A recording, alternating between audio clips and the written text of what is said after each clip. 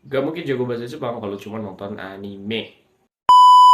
Kalau ada yang bilang bisa jago bahasa Jepang karena cuma dia nonton anime, itu gak mungkin. Gak mungkin. Jangan dipercaya. Karena satu, gak ada anime yang secara spesifik ngajarin bahasa Jepang.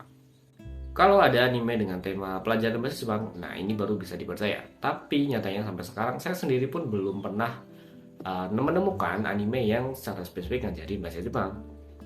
Jadi akan sulit untuk otodidak cuma dari nonton anime. Tapi kalau kalian ada nemu anime yang bisa ngajarin bahasa Jepang secara spesifik, mungkin temanya pelajaran bahasa Jepang, silahkan share di komentar. Nanti saya tonton. Oke. Yang kedua, bahasa anime itu aneh. Yap, aneh kalau kita cuma copy paste tanpa tahu konteksnya. Nah, anime itu kan sendiri cerita ya kayak film. Jadi tergantung genrenya bahasa yang digunakan pasti beda-beda.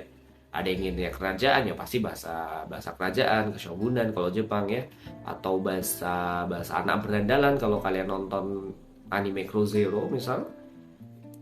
Crow Zero itu bukan anime, adaptasi anime dan lain sebagainya. Apalagi bahasa-bahasa isekai, tambah aneh biasanya.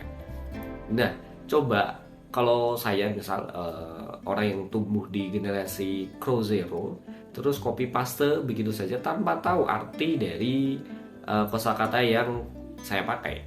Kita taunya dari kosakata yang ada di translate saja. Terus kita pakai di kehidupan sehari-hari. Tentu saja mungkin digambarin orang lah ya. Karena bahasanya bahasa-bahasa ngajak berantem. Jadi akan sulit kalau kita cuma copy paste aja tanpa tahu konteksnya. Nah, selain bahasa Jawa, karena saya orang Jawa, bahasa Jepang juga ada unggah-ungguhnya atau tata krama bahasa. Jadi bahasa yang kita pakai tergantung lawan bicara kita.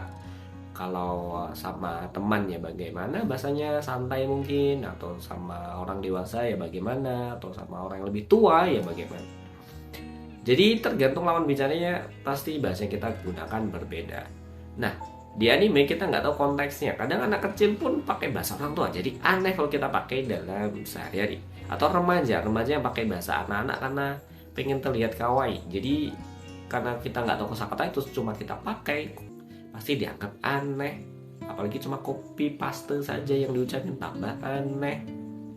Coba bayangin aja kayak kalian baru kenal terus pakai bahasa yang kasual yang santai, pasti kalian akan dianggap sok kenal, sok akrab, sok dekat, SKSD atau dari shi.